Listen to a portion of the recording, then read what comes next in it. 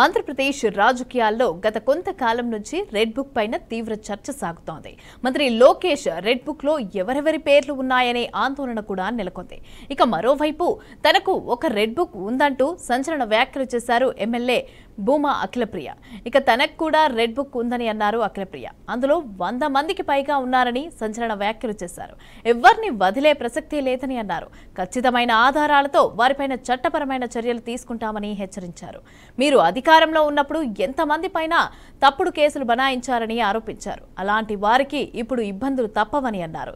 ఇక ఒక్కొక్కరికి లెక్క చెప్తాను అని చెప్పారు.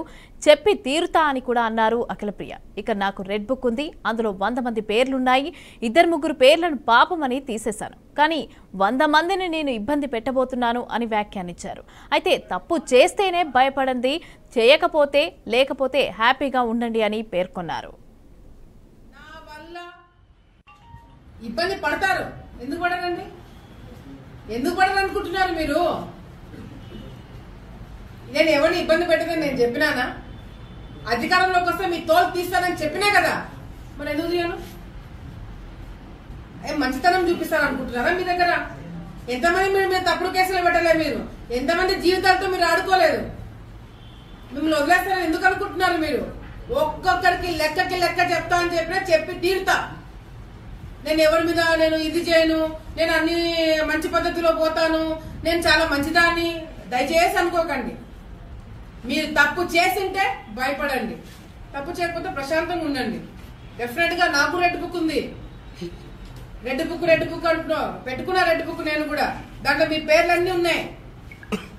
నా వల్ల నేను ఓపెన్ గా ప్రెస్ ముందర చెప్తున్నా, నా వల్ల 100 మంది లిస్ట్ రాసి పెట్టుకున్నా. ఇక 2-3 పాపమని తీసేస్తున్నాను, కానీ 100 మంది నా వల్ల ఇబ్బంది పడబోతున్నారు. ఓపెన్ గా చెప్తున్నాను.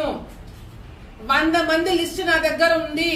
ఆ 100 మందిని ఇబ్బంది పెట్టబోతున్నాను. అంటే ఇబ్బంది పెట్టబోతున్నాను అంటే కట్ట తీసుకొని కొడతానో చంపుతానో అట్లా ఇబ్బంది కాదు, అట్లా భయపడకండి.